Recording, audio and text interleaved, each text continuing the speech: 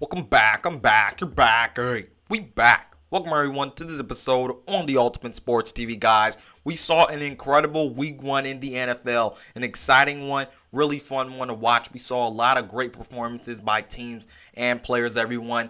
Heading into week two, you know we're all excited again. But before we head into week two and we start talking about it, we do have to recap a lot of things from week one, everyone. This is just one out of many videos I'll be making to recap week one in the NFL, and we'll do this every week. But in this video, I'm going to just tell you this. The Browns prove this weekend that later in the season, when they do meet the Chiefs again in January, which I think they will, they can hang versus the Kansas City Chiefs, everyone, and they proved that on Sunday, even though they lost, everyone. Before I get into the full story of this and get into why I think the Browns are the best team to hang with the Chiefs and possibly beat them when they meet up again in January, which I think they will, please make sure you go ahead, subscribe to the Ultimate Sports TV, like this video for me, share this video and YouTube channel, then comment down below who you think the biggest threat to the Chiefs is down in the comment section below, and if you think the Browns close the gap versus the Chiefs in their game and their loss versus the Chiefs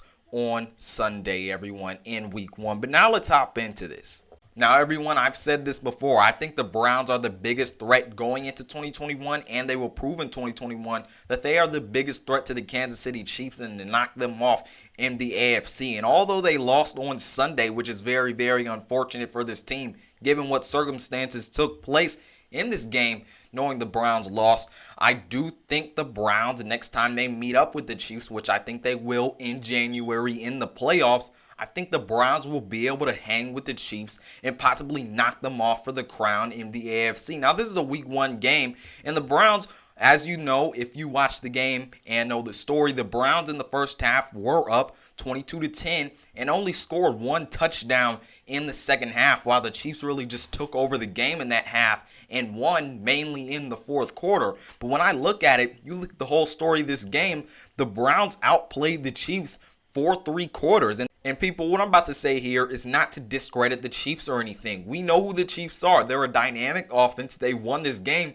because they're a dynamic offense and are able to take advantage of the mistakes that you have. But when you're playing a dynamic offense, you can't turn over the ball. And matter of fact, when we look at this game and really just look at what happened and how the Browns were up, it took the Browns beating themselves in this game for the Chiefs to win. That's how well the Browns were really rolling in this game and how well their formula to beat the Chiefs, even without Odell in this game, how well it really worked. It took the Browns beating themselves and shooting themselves in the foot for the Chiefs to win this game. And when I look into the future, although the Browns, Nick Chubb fumble, the Jamie Gillen fumble, although it wasn't Baker's fault to throw that interception at the end, because the offensive line couldn't protect them, the Browns have to make up for those mistakes. But when you're a well-coached team like the Browns and you make up for your mistakes and you already proven in this game that you have a formula to beat the Chiefs if you eliminate the turnovers, I only see in the future the Browns being an even bigger threat to the Chiefs and being a huge threat to knock them off. Now, will they end up knocking the Chiefs off? That's a story for later. I'm not all sure about that just because they are the Chiefs.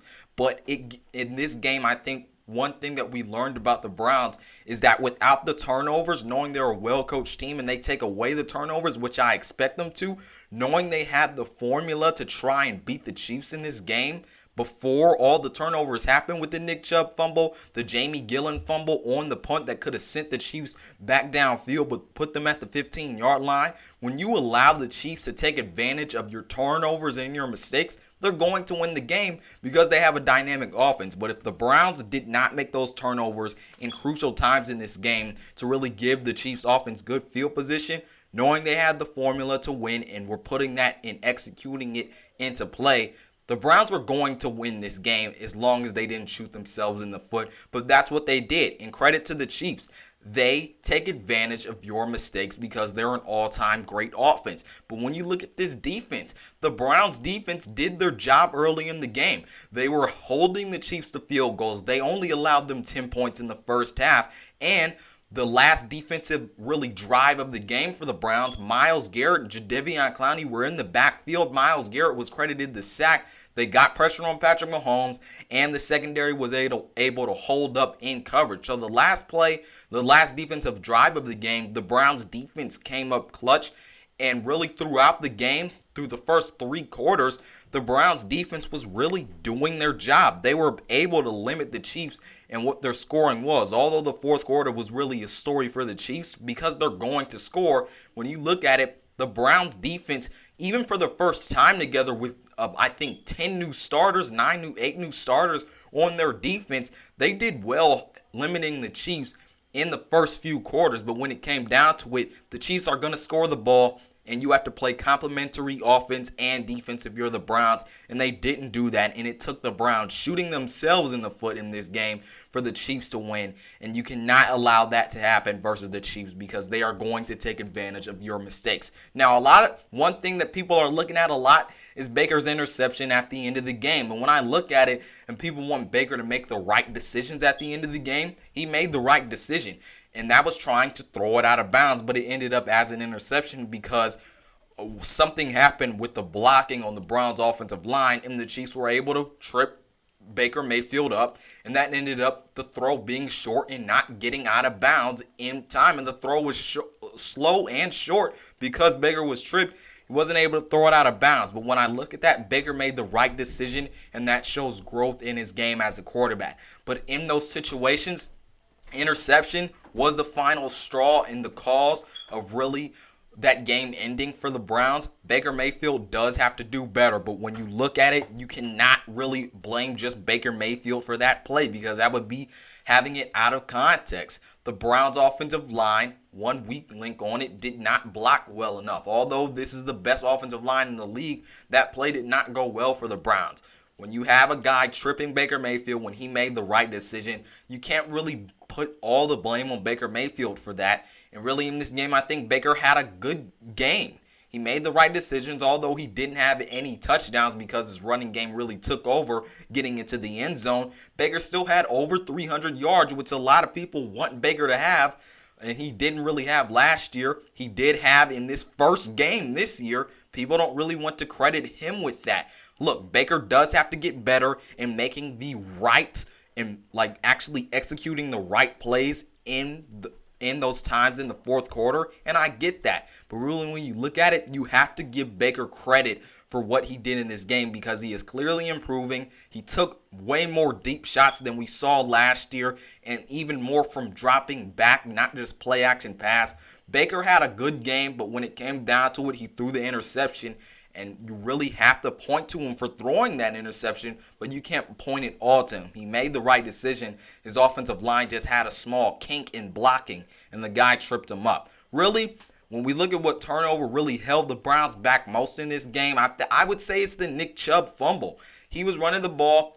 It was probably going to be a second down after he went down, but as Nick Chubb, you can't fumble that ball. You give the Chiefs good field position, and you lose momentum in that game. You are going to continue running the clock down.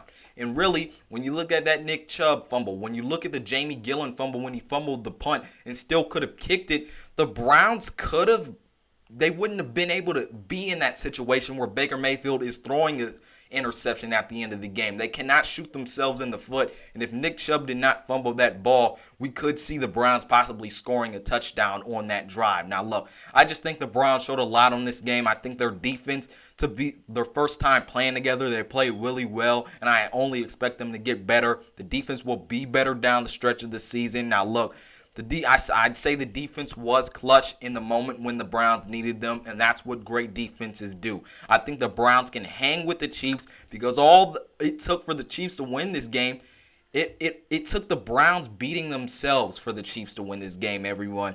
The Browns have the formula and coaching to erase the mistakes and beat Kansas City down the line in this season. And I think they really, really have a good chance. And I think they're the biggest threat to Kansas City in the AFC, everyone. Look, I think something that really goes unnoticed for the Browns defense, in the early parts of the game, they forced Kansas City to take field goals. I think that was really good by them.